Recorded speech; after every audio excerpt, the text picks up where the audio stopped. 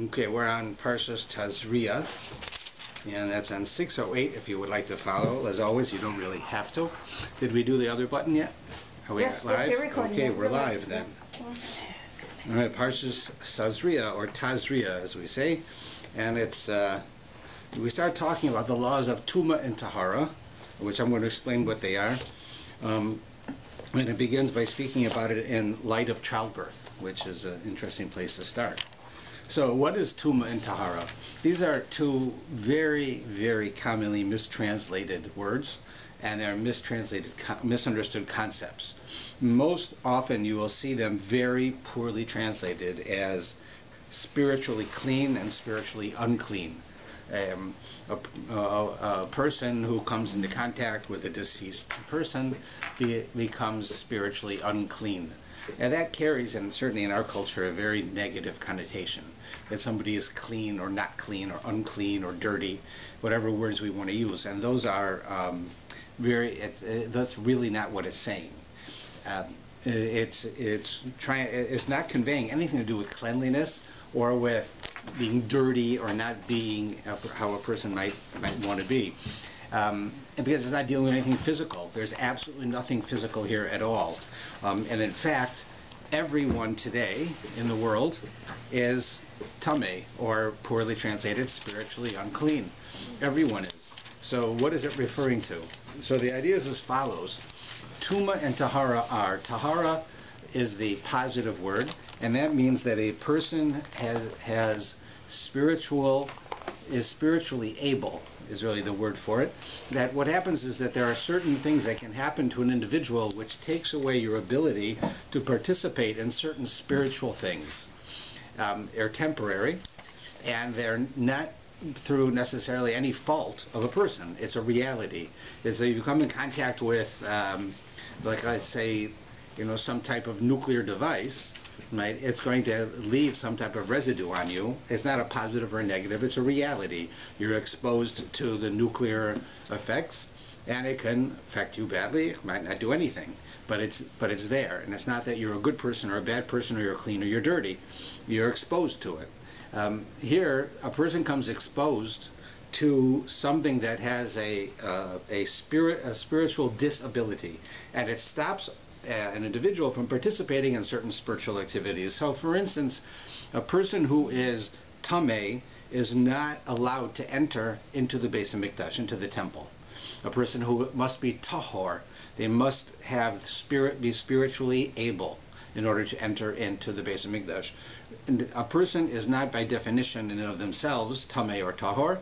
A person in a natural state is tahor, is able to do these things, and unless they come into contact with something that causes them to be different, then they stay that way. However, those things that can change you are very common, and not only the thing itself can do it, but for instance, if I would come into contact with a dead body, which is very often a mitzvah to do, to prepare the dead, to do a funeral, to attend a funeral, right? Those is all coming into contact with a dead body. Contact doesn't mean even touching. It could be being in the same room. So there's no negativity here. But if I would do that, and then I would shake hands with you, then you have now come into contact with a dead body, which is why I said that everybody today is like that. There is nobody who is not tameh.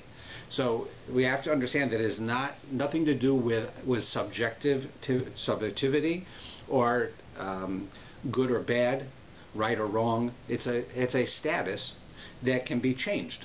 So when a person comes into contact, we learn the highest level of this tuma. You come in contact with that. The way that you get rid of it is through the paraduma, the red cow, and it's something that's extremely rare as well. And there's all these laws, which we'll discuss when we get to that section, of what the red cow is. But basically, the Kohen gets it. The animal is slaughtered.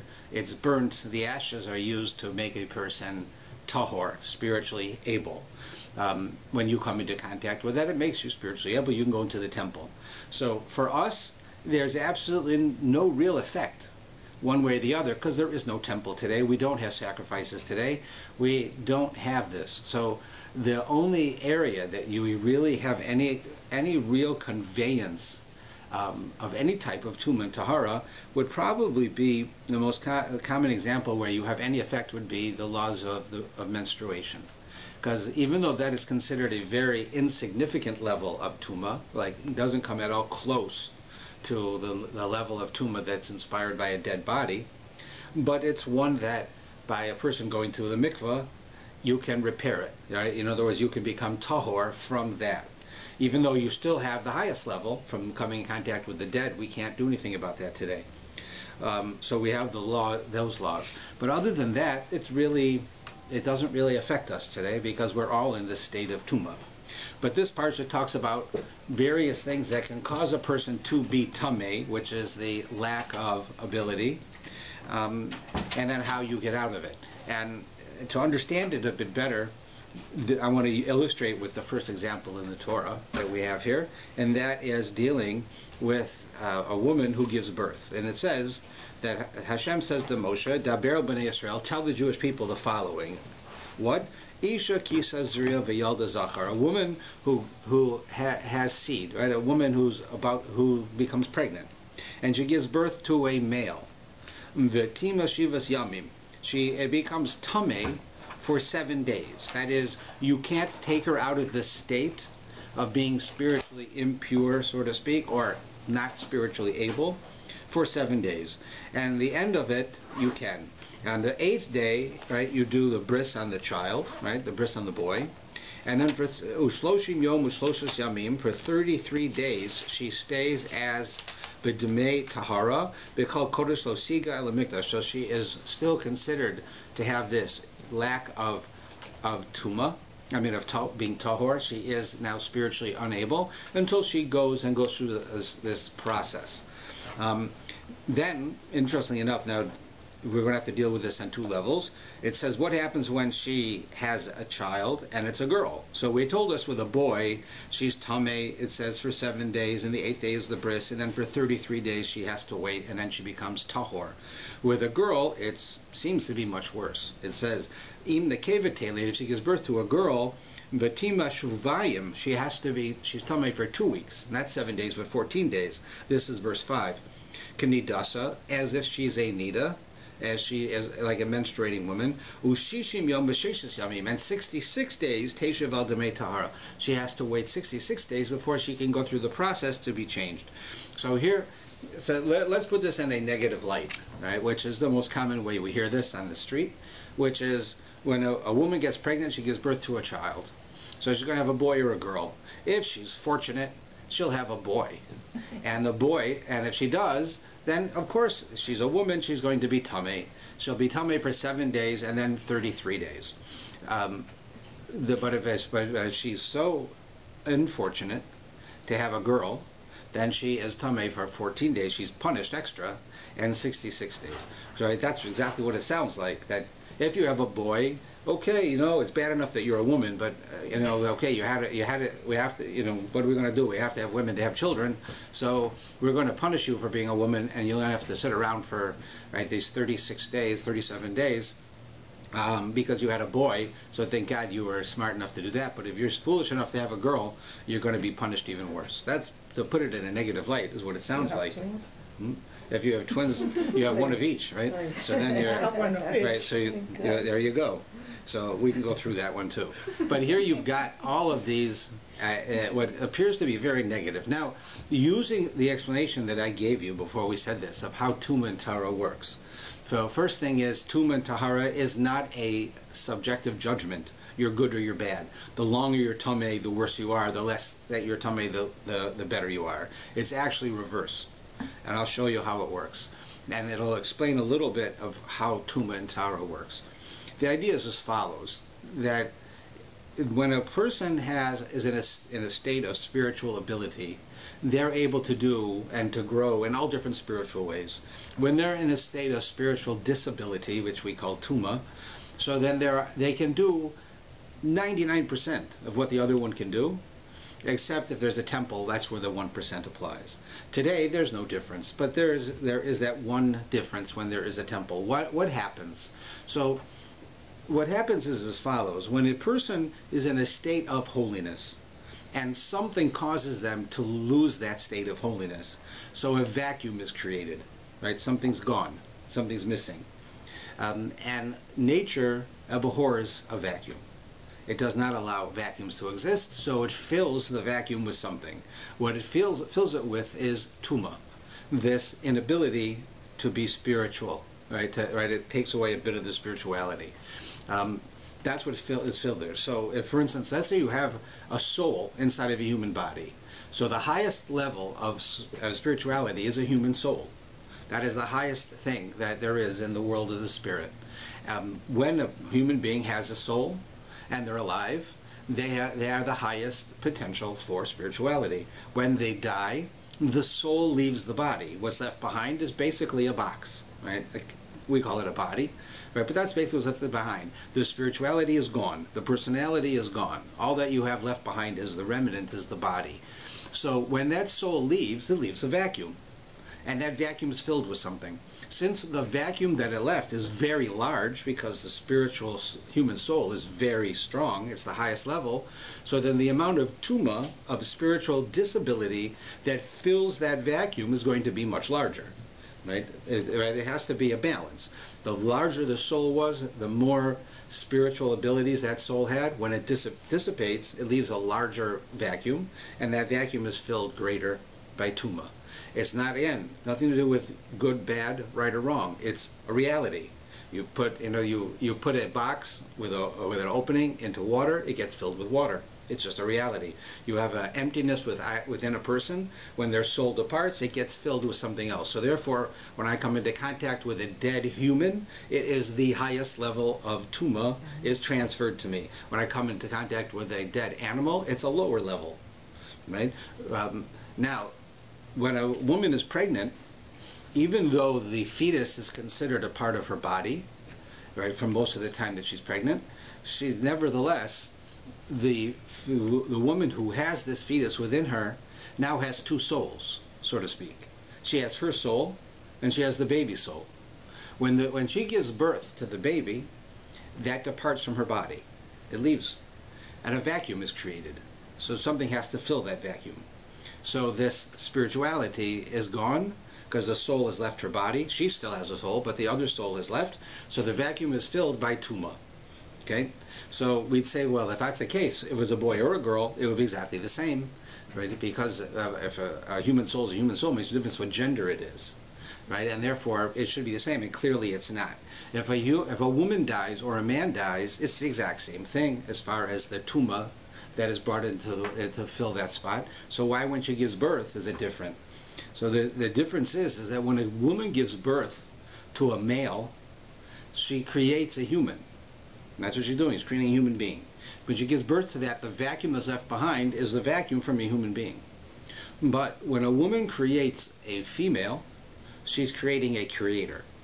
And that's different than creating a human being, because the woman has the potential to create. Right? In fact, if you look in the Torah itself, in the first section of the Torah, talks about Adam and Chava, Adam and Eve. When the first child Eve has is Cain. That's the first child. The first human being born of a mother in the history of the world is Cain. And why is he named Cain? So she says so. She says, Kanisi ish es Elokim. Kanisi, when we use this word in Kiddush, we say Koneh Shemayim Ba'aretz. Hashem, right? He created the heavens and the earth. Koneh could be used, it means to acquire, but it also means to create. So the woman says, Kanisi ish es Elokim. I've created a human, just like God. Up until this point, who created humans? God. God made Adam, God made me. We're the only humans in the world. God. So now I'm godlike. I created a human. Look what came out of me. A human being. I did this. So Kanisi Ish, I have created a human, as Elohim, like God. So when she creates a man, she creates a human. But when she creates a woman, she creates a creator. And a creator has the potential to create more, which means that the spiritual vacuum that's created when she gives birth to a female is greater than the spiritual vacuum that she has left behind when she creates a male. And therefore, when that vacuum is created, it's filled by tuma, you're going to have a greater amount of tuma entering her because she created a creator, than you would if she created a human, just a human, because it would be less. So what we originally would say that if we would apply subjective terms of good and bad, right and wrong to this, it's actually the reverse of what one would think. We would say, originally we would say, oh, she's penalized that she has to be Anita for 33 days if she gives birth to a male, and 66 if it's a girl.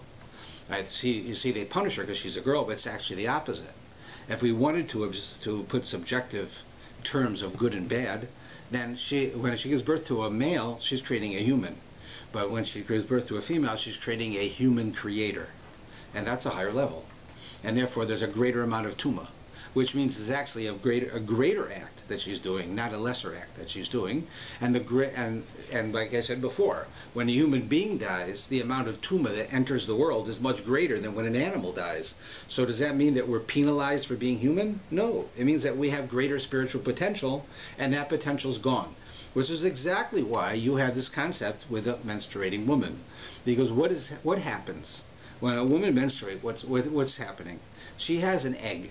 The egg does not become fertilized, so it dies. Right? Now, would we say that that's bad? Like, is the Torah telling us that every time a woman has an egg, it's supposed to be fertilized? And if not, it's bad? Well, certainly not. Women start to menstruate before they're even legally allowed to get married, according to Jewish law. So then, since you're not supposed to have children unless you're married, you're not allowed to get married at that age.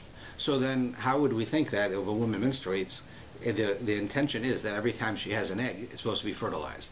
It's not. It's not the case, right? Clearly, it's not the case.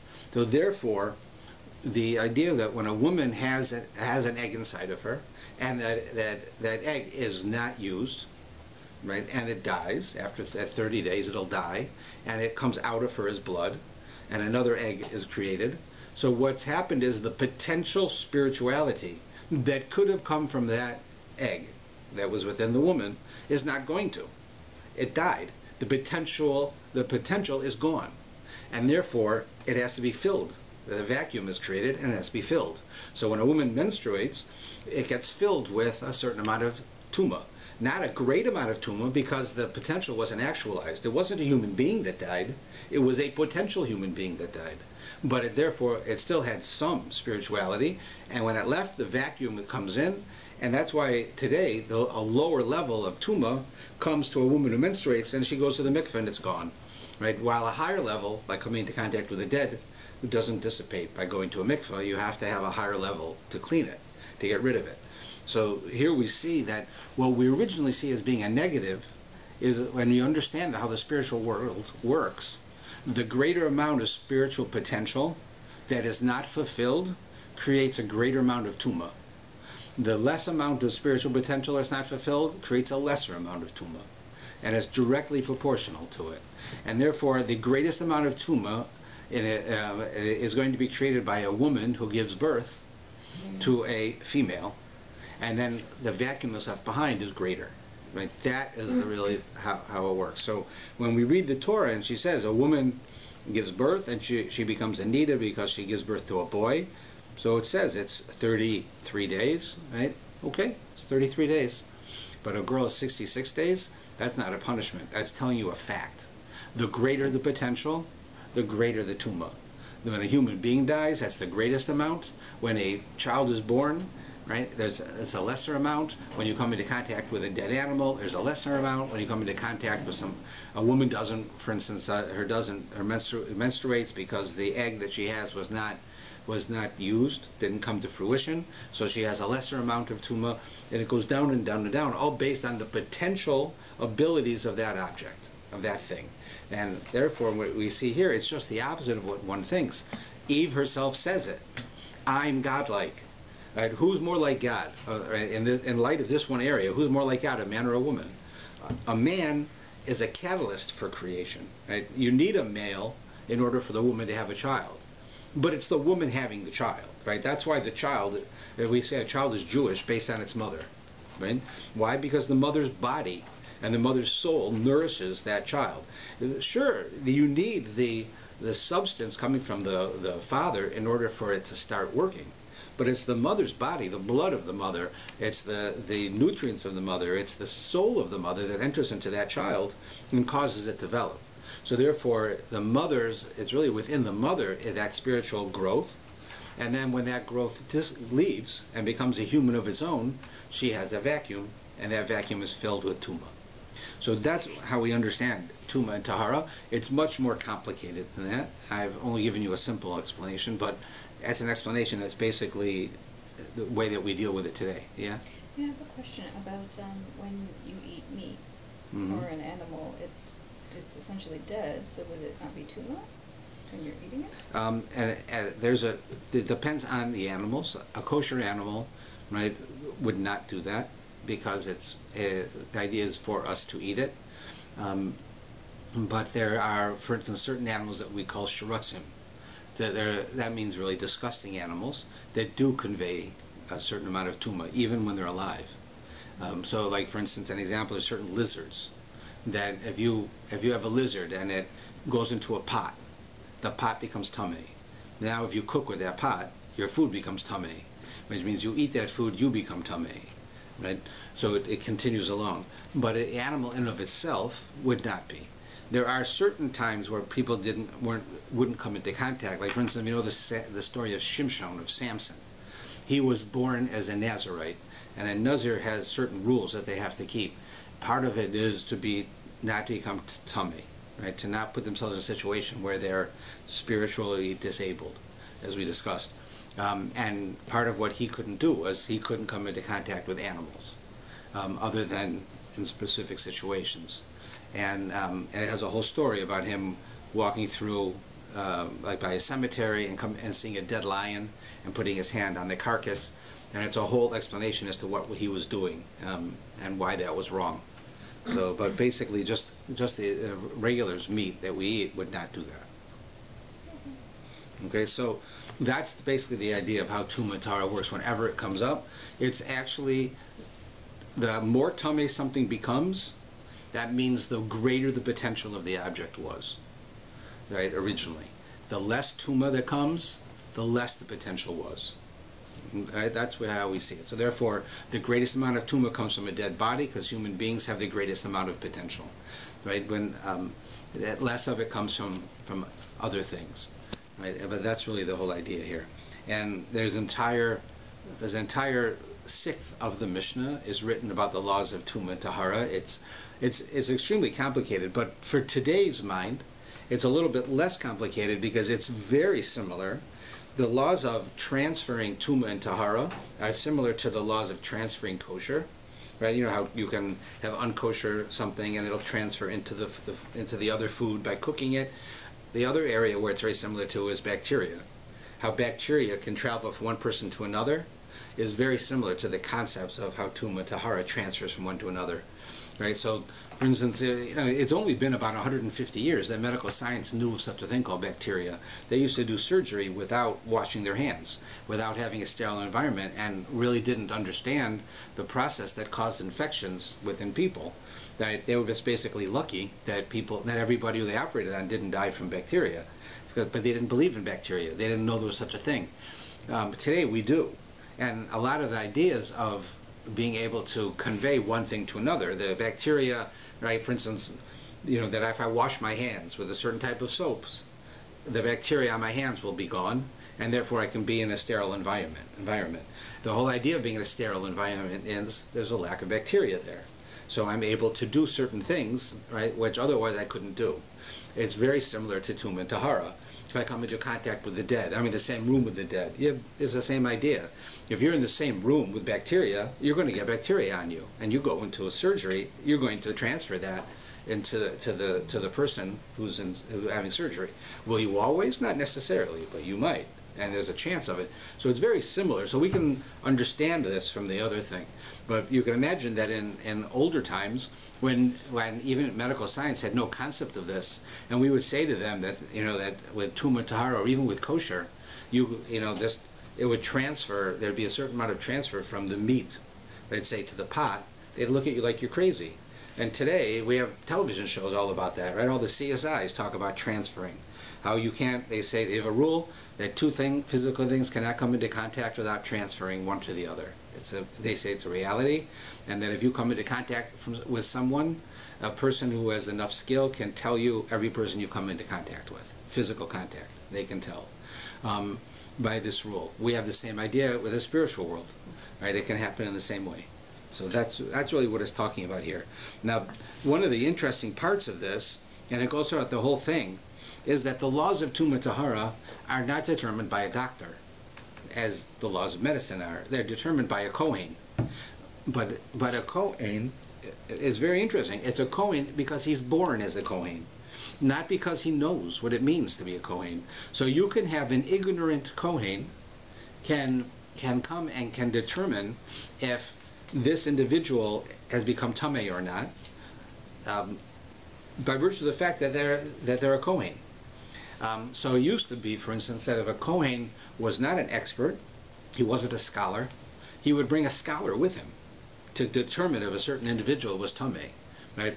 Because a Kohen, you'll see as we go on, and I'm just giving you an introduction to it, that you need the Kohen is like the doctor, but it's not the knowledge that he has, it's who he is. And he would have to bring someone, if he didn't know, who could determine and would tell the Kohen. But the person who could determine, who knew the law, could not pronounce the individual as being tamei or tahor. Only the Kohen could do that. So there is something innate within a Kohen that gives him the ability. It has nothing to do with the knowledge of the Kohen. It has to do with the essence of the Kohen. The knowledge could come from the Kohen or could come from somewhere else. But without the Kohen, it didn't happen. So we have to discuss that because it's sort of like a reverse prejudice, reverse bigotry, because the Kohen just by birth is given this ability, while a scholar who works very hard and gets all the knowledge will know the answer but cannot diagnose. Right? They have this idea that they pronounce someone dead. So in this world, the Kohen would pronounce somebody tamei, and if he didn't pronounce them tamei, they were not tamei. A doctor could come, a scholar could come and say this person fulfills all the requirements of being tamei, and he's still not tamei until the Kohen says so. And that's an important point, and we'll see why as we get into it. So if you look in the bottom of this page on 608 and 609, it says that Vaydaber Hashem Moshe and Aaron, Hashem says Moshe and Aaron, if a person will have on the skin of his flesh, right, any one of these different words that he uses for some type of a sore, right, it'll be called what's called a saras affliction on the skin of his flesh. He should be brought to Aaron the Kohen or to one of his sons. The Kohen will look at it, right, and then he gives a description of what it is, and if the Kohen believes this is the case, the person has what's called saras. Saras is, again, poorly and actually incorrectly translated as leprosy. It's not leprosy, although it did have some of the same symptoms as leprosy, but this leprosy is a physical disease, right? And it applies to a person for physical reasons. You can be exposed to it, and you can get it. A person gets saras for spiritual reasons. Saras, it comes from one of a number of reasons. The most common one is for speaking lashon hara, speaking against others, using our human ability to converse in order to injure people. I mean, to do that, a person, it says, would receive saras. Now, how it works is you get the spot. How does it work? First time, let's say a person goes and they speak badly of someone. Another example is that they're also small-minded. If a person is stingy and they're always looking at the worst in others, like somebody's having a happy occasion, they say, he stole the money anyways, or he's getting married, half the marriages they get divorced anyways. In other words, he's negative all the time. That person also gets saras. So what does that mean? So first time that a person does this, it says that it'll appear as a sign, a spot on their house. There'll be something on their house. It'll show up there. And you have to bring a Kohen by, and the Kohen looks at the spot. Right? You wake up in the morning, there's a spot on your wall. The Kohen comes, looks at it. Maybe it's a spot, maybe it's saras. The Kohen has to tell you. It could be you simply have a leak behind your wall. Or it could be that you did something you shouldn't do, and God's warning you. Now, He's warning you in a very distant way, in a very subtle way, by putting it on your house. right? Because if you do it again, it'll appear on your clothing that you're wearing. So it's a next step up. If you do it again, it'll appear on your body, right? And then that's about it. That means you've really blown it. And each one has penalties as to what you have to do in order to get past it. Because in this case, the tsaras, right, this sickness is a subjective negative, right? It's not like the first case where we're talking about tuma and tahara, where there's no morality involved with that. There is. This is a question where a person did something wrong, and Hashem sends them this sign. It's actually a wonderful thing that God gives us this ability. When a person does something wrong, it reminds you that it's wrong. It reminds you that this is real. This is not some philosophy or belief that a bunch of people have. It's true. And it's a spiritual thing. It is not physical. It appears physical, but it is not because you're sick. It's not because your house needs painting. It's because you did something wrong. And you can imagine today that it would be an enormous thing, that a person is not acting correctly. Let's say you're on a certain spiritual level and you're observant and you try to be nice to people, and something happens and you decide that you're going to start being rude to people or insulting people, right? You get an immediate sign from God saying, hold on, listen to your message. I'm sending you a message. Fix this. It's a wonderful thing that God does that for us. Today, this doesn't happen at all. And the reason it doesn't happen is because we're not on the spiritual level to be able to understand it. In other words, if we would get a spot on our house for talking bad about someone, and then it would go to our clothing and then to our skin, we would all walk around with this. Because we have gotten to a point where, as observant as we are, and as much as we try, we're just not on that level, right, where we're able to sustain acting appropriately all the time. We want to and we try to, but we fail. And not only that, God has hidden himself in our times. It's ever since the story of Purim, right? We understand that miracles that happen now are hidden. They can be explained away. Any miracle that happens today, someone can say, yeah, it's natural. It's not God. Our miracles are not like the Red Sea splitting. They're very apparent. They're hidden. If you want to see them, you'll see them in your own life. If you don't want to, you want to explain them away, you can explain them away. So today, we're on a spiritual level that's not high enough that God gives us this blessing of showing us when we're doing something wrong. As difficult as it is to get that, it's still a blessing, and God does not do that to us anymore. We just can't handle it. It would take away our free will. If you speak bad about someone and you go home and there's a spot in your house, and your next door neighbor didn't speak bad and there's no spot in his house, and the guy next to him did, and there's a spot in his house, you're going to stop speaking bad. But not because it's the wrong thing, it's because you don't want a spot in your house. That means that we've lost touch with the reality, so it doesn't happen anymore. We've lowered ourselves. God doesn't do this anymore. But we should wish that he would.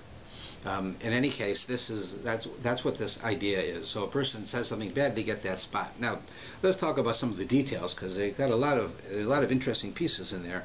For instance, one of the things is that what do you do when you wake up in the morning and there's a spot on the wall of your house? And clearly, you bring the Kohen by, and it's not a leaking pipe, and it's not too much humidity, it's not mold, it's a spiritual spot on your house, and it's showing up. And by law, you have to get rid of it. Right? The Torah requires you to get the Kohen to come and diagnose it. Is this a spiritual spot, or is there a leak in your pipe? So he'll tell you the answer. If it's a spiritual spot, you now have a process. What's the process? Besides personally repenting and committing yourself to not doing wrong what you did wrong, it says that you have to tear apart your house piece by piece and then reassemble it. And that was how you were able to get rid of the spot. Right? After you went through the whole spiritual process, this was the physical thing you had to do. It's an enormous undertaking. Can you imagine having to take your house apart? I'm not talking about taking your furniture. Take your house apart, back to the original pieces of drywall, right? And then reassembling it, and it goes away. So of course, houses then were much simpler than our houses today, but that's what women had to do. Now, there's an interesting Midrash and Gemara, and it tells us that what very often happened is when a Jew got this spot and he took his house apart, what they would do is they have to go in, take all of their belongings, and put them in the street. Right now, everything that you have, everybody sees, right? Which is poetic justice for a person who talks bad about others. Now your secrets are exposed, right, yourself. Now after that you start taking your house apart. And it says then, when they would take the house apart, they would find treasures in the house. Like, what used to happen is that when the Canaanites lived in Israel, and they knew the Jews were coming, they said, we're not going to let the Jews have all of our stuff. So they took their gold, their silver, their jewels, and they hid them in the walls of their homes. And of course they left Israel. The Jews came in and are living there, and nobody knows that there's jewels and all kinds of things in the walls of your home. So a person gets saras, they have to take apart the house. They find the treasure. Now they're rich, and they put back their house. Now, that's not poetic justice. I mean, that's weird. This doesn't make sense. You're being punished by having a spot on your house. The cure for the punishment is additional punishment. They have to take all of your stuff outside, take apart your house, and rebuild it. So why do you get rewarded? Now, imagine if this person had no money, and he gets saras, and now he's a millionaire. Like, would you say, "Oh, I'm not going to talk lashon hora anymore"? No, I'm going to do it every day. I'm going to buy another house. I'm going to do it again, and another house. I'm going to go into real estate, but I'm not going to care. I don't care what happens to the real estate. I'm just going to talk lashon hora, tear apart the house, find like gold and silver, and then just go on to the next one. Right? It doesn't seem that it accomplishes goal. It does the opposite. And here the commentaries tell us that it's actually a very significant point, which is a person spoke lashon hora, and God sent them a message, and they listened to the message, because it went on their house, and they're taking apart their house in order to repair the damage they did. They repent, and they take apart their house. Now, that's not a simple thing to do. You can explain it away. You can ignore it. You can cover up the spot. You can do all kinds of things and say, I don't care. And then, of course, if it happens again, it'll appear on your clothes.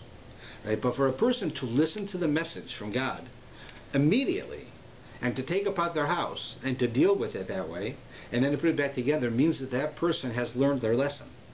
Right? They're going through this whole process. And God says that just because you did something wrong, but when you now act correctly, you reserve a reward for that, for acting correctly. Yeah, I'm going to reward you, because you could have ignored it, and you could have waited until it got worse and worse and worse, and then you wouldn't get any treasure. You're only getting the treasure because you were prepared to go out in public, and the whole world knows that you talked bad about someone, and the whole world now knows all of your little secrets. Right? And, you've got your little nightstand from your bedroom set sitting outside in the curb, and everybody walking by can look inside in their drawer and see what's in there. Right? Now the whole world knows what you keep in your little drawer next to the bed. So it's pretty embarrassing. And yet you said, I'm prepared to do that because I made a mistake, and I want to be a better person. So God says, you see that? That person made a mistake, but they're coming back strong. I'm going to reward them for that. So he gives them the ability to find the treasure that's within their home. So that's the idea behind it. That even though you're in this situation because you did wrong, nevertheless, God understands the right that you're doing by fixing it, and how hard it is to fix it, and therefore he rewards you for doing that, rather than having to send you more and more messages until the message is so loud that you end up with a spot on your arm. Right? Another interesting thing is that it says when the coin has to come, right? Let's say it's now gone to the point where the spot is no longer on the house, and it's no longer in your clothes, now it's on your body. And you wake up and there's, boom, a spot on your arm. And you know that, you didn't touch something you're allergic to. This is a spiritual thing. Now you know you're in trouble. You got to go get the Kohen to come. So the Kohen comes, looks at the spot, and he says, yep, God gave you tsaras. This is what you have to do to get rid of it, and you do it. So that idea is, the Kohen comes, and you have that spot, he defines it. So they ask the question in the Talmud, what happens if a person has got spots all over his body? Like his whole body is covered with it. Like you think this would be a really bad guy. I mean, a guy gets one spot. This guy's got it's like, these tattoo artists who have tattoos everywhere. This guy's got spots everywhere. In that case, it says that the Kohen will look at him, and the Kohen will say that he is spiritually clean. He is not. These are not the spots. If you have one spot, that's a message from God. If you are covered in spots, that's not what this is. So you say, well, that doesn't make a lot of sense either. If you have one spot that is clearly from God.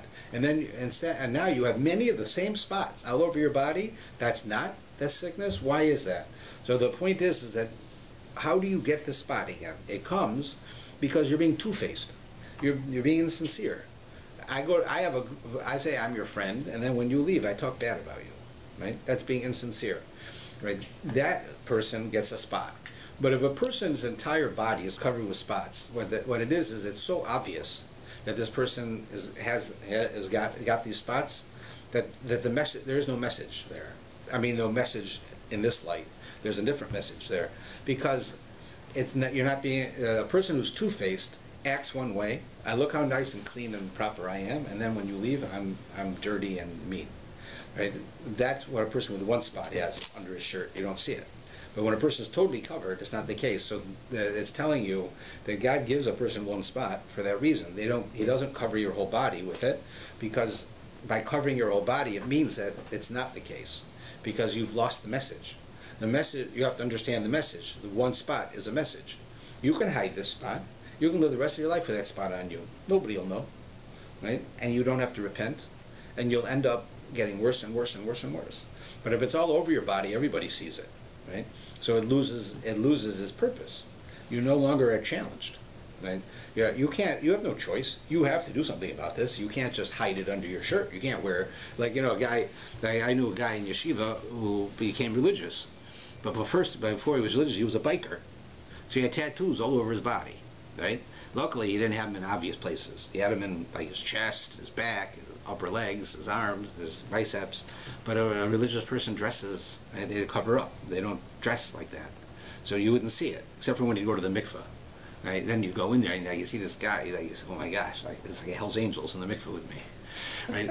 But and that's like it was. Except I don't think he was a part of the Hell's Angels, but he was part of the biker, and it's not uncommon. You find that. A person like that.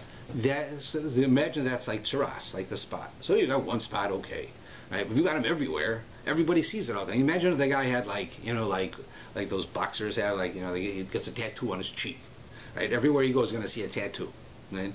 So you can't hide it. So if you can't hide it, God says then you've lost your free will to choose to repent. You have to do something about this. So therefore, when they have it everywhere in your body, it's not considered the same. So this whole next few pages, this talks about all of it. Now, just again, I know I'm not following it line for line, but this concept is important. The spot itself is called a nega. Nega means a affliction, a wound. So if you have a nega tzaras, you have a spot of tzaras, or you have a wound of tzaras, you're sick, spiritually sick. If you don't have it, you're not. So the word is nega. So the Kohen comes and he looks at the nega, right? He looks at the spot. So interestingly enough, that the word nega, the letters, the word nega, if you reverse them, you have the word oneg. It's the same word, just backwards, nega and oneg. But nega means an affliction or like some type of a wound, and oneg means joy, like oneg Shabbos, right? You have, what's oneg Shabbos? A piece of cake. Why? What does that mean, a piece of cake? It's not that cake is oneg Shabbos. It means you enjoy cake, so it gives you joy on Shabbos. So it's an oneg. Oneg means joy. So why would the word nega backwards mean that? So it says at the end of our parsha a very interesting thing about that the Kohen comes. Ra Kohen is a nega. The Kohen comes to see it. I just want to find the right one.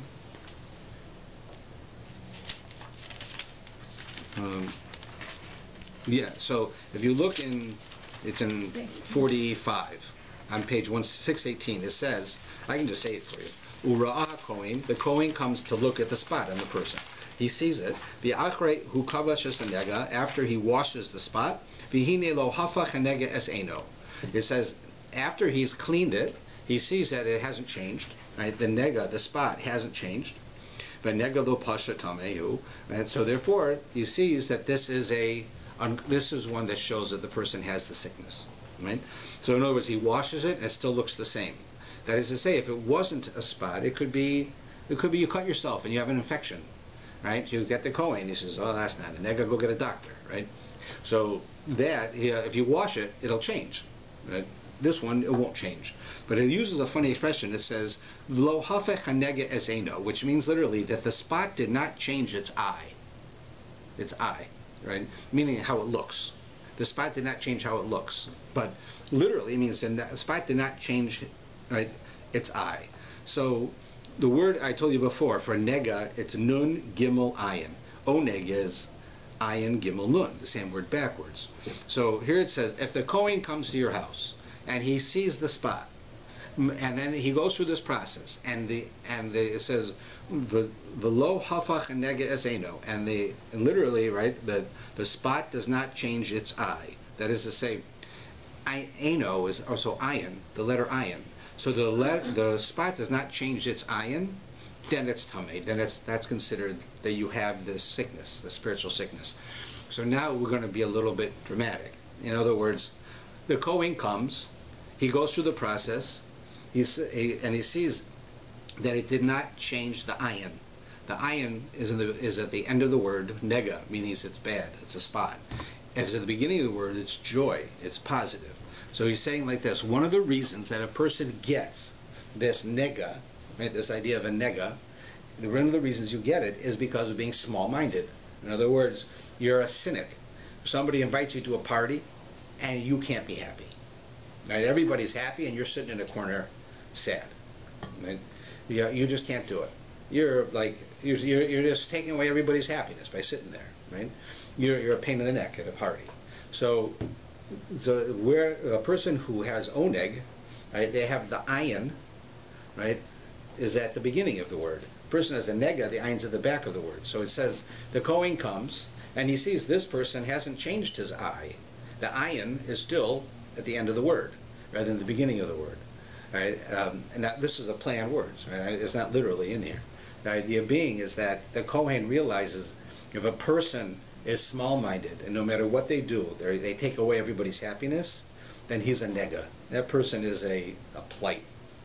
If a person can, even if they're having what they think is a hard life, and they can go out and celebrate with people and they wish well for everybody, then that person is an oneg. They've switched the ayin to the beginning of the word now. It's oneg instead of nega.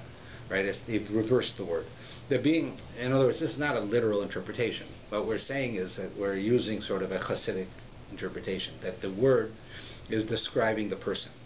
That a person who comes and he acts in a way like he's a wet rag at a party, he's a nega, he's a spot. Person who gives joy to others and likes sharing with others and making other people happy, they're an oneg, they're a joy. And the difference between the two is where you put the ayin. Right? What is it? An ayin is a letter of the alphabet, but an ayin also means your eye. How do you, right? And you have a good eye and a bad eye. A good eye is that you want everyone to be happy. Everybody should have blessings. Like, my daughter's getting married. If I'm happy, everybody's got to be happy. That's why I said it. I put it in our bulletin. We're having an engagement party. Everybody should come. Right? If I'm happy, everyone must be happy. What happens when I'm sad? When I'm sad, I go all by myself. Right? I go in a room by myself. I isolate myself. Everybody's that way. When you're depressed or you're sad, you don't want to be with people. When you're happy, you want to be with people. So it all depends where you put the ayin. Where's your eye? Are you happy? Are you a person who is an oneg? You want to make other people happy? Then you're a joy. If you are a nega, you're a wound on people's happiness, then you want to be by yourself. Right? You don't need to be here. It all depends on how your eye is. Are you a joy or are you a pain? And this concept comes from here. Now, this, of course, is a play on words, but it's a true concept in Judaism, that people need to act in a way where you're a joy for others. That's our job. Really, the whole idea of one of the things that we're supposed to do in this world is we know everybody has troubles. Right? I have people, they call me, and thank God people call me and they have troubles and they want me to talk to them, and I try to help them. And lots of times all I can do is talk to them, and I find out from talking to them that makes a difference. It makes them feel better. I can't necessarily give them enough money to save their situation, or I can't necessarily make the sickness go away, but I can make them feel cared for. I can make them feel that we're there with them, and we are. It's just a matter of my talking to them. But we are like that. That's the truth. Right? We have that ability to share with each other, to help each other through this. That's a person, right, who wants to spread joy, make other people happy. Because the reality is, we all have problems. Right? It's taken me a long time to really come to terms with this, because I've always said it, and the Torah teaches us this, but I didn't experience it. Right? And no matter what you come to talk to me about, I won't say this to you, but I had someone either right before you or right after you that would make your problems look like a joy. Right? And I'll never say this to the person, right? Because it doesn't help you. Right? But the kinds of things that happen in people's lives are enormous. Marriages falling apart, children in trouble, sicknesses, drug use, perversions, mental illness. Right? We're not talking about bad people, good people. These are realities of life. But the things that happen, the people come in, and you don't know what to do. Right? You see that everybody has problems, but how do you react to those problems? Are you a pain in the neck to be with? There's a person I know that they're not well, but no matter what's going on, they're always depressed. And to have that person at your party makes everybody unhappy, because they sit there in a corner with a frown on their face, and they make everybody unhappy. That person's a nigga. They're a wound, right? Because they can't get past their problems. Right? We all have them, but we have to be able to live with our problems and realize that other people have problems, and realize that there's a time to be happy too. That we should be an oneg. We should be a joy for others. That's a role that God gave us in this world, to be a joy for other people. The people should have those. People should be able to enjoy having us with them, and that we should make them happier. Right? That's really what one part of the message is saying here. This whole idea of charas, right? Part of it comes from talking Lashon Hara, but part of it comes from being small-minded. Right? A small-minded person is jealous. A small-minded person is a cynic. A small-minded person won't allow someone else to be happy. I can't live with that person being happy. You know what that person did to me? They cut me off when I was driving. And now they're happy because they got a job, they got this. I can't live with that. Right? So I try to hurt them. Right? That's a small-minded person. That's a nega. That person is a wound on society. A joy on society is that you're happy for someone else. Right? Right? It's all a matter of perspective. And it's the Kohen comes and he looks and he sees, where's the ayin? Is it the beginning or at the end? Is it a good eye or a bad eye? Is it a joy or is it a wound? Right? And we have the ability either way. We can be a joy to people around us, or we can be a wound to people around us. And it doesn't take much for us, every one of us, to use our imagination, very little imagination, to know people within our own lives who are both ways. Right? Like there are certain rabbis I know who are just amazingly happy all the time. There's people in general, but there's one rabbi that comes to mind. He's happy all the time. He's got what not to be happy about, just like everybody else does, but he's happy all the time. Right? And people say, he's a fool. Right? He's not a fool. He does this on purpose. He's happy to be alive. He's happy for the good things he has, even with his troubles.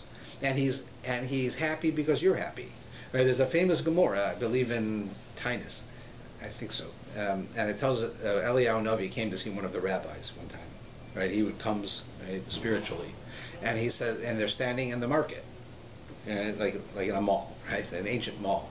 And he says, tell me, who in this place is going to the world to come? Like who's a righteous person in this place? So Eliyahu Navi, who's an angel, right? He's come back from the heaven, looks around and he says, those two brothers over there, they're going to the world to come. He says, those two guys, like these two big guys, why? Like Twiddly-dee and Twiddly-dum. Why are they going to the world to come?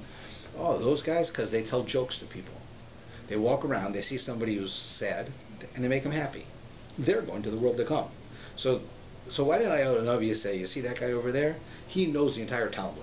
He's going to the world to come. You see that guy over there? He never sinned his whole life. He's going to the world to come. He doesn't say that. He says, those two guys, they make people happy. They're going to the world to come. Because it's not that those other people don't go. They probably go too. But this person, no matter what's happening to him, is a blessing. You want this person to be with you. You say, I've been feeling down lately. Let's invite so-and-so to our house. They'll come over and they'll always make me feel good. Right? That's how we should be. We should be an oneg to people, not a nega to people. And that's one of the ways that we can understand what's going on in the Parsha.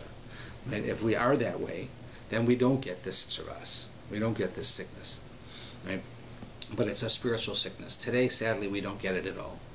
Right? So, but it teaches us an important lesson.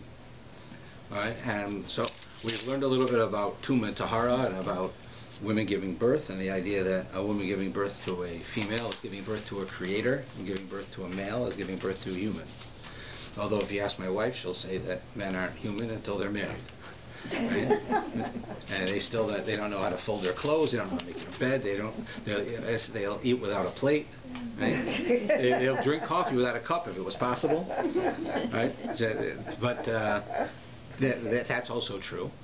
But certainly, while today's men may not be human and the women are human, in the old days the men were human, the women were creators, they were godly. And that's what the Torah is telling you here. It's the opposite of what the stereotypical feminists of my era, the 70s and 80s, would say. When they read the Torah, they of course saw the opposite. But clearly, if you think it through, it doesn't make sense any other way than this. Okay? So I guess we'll stop here.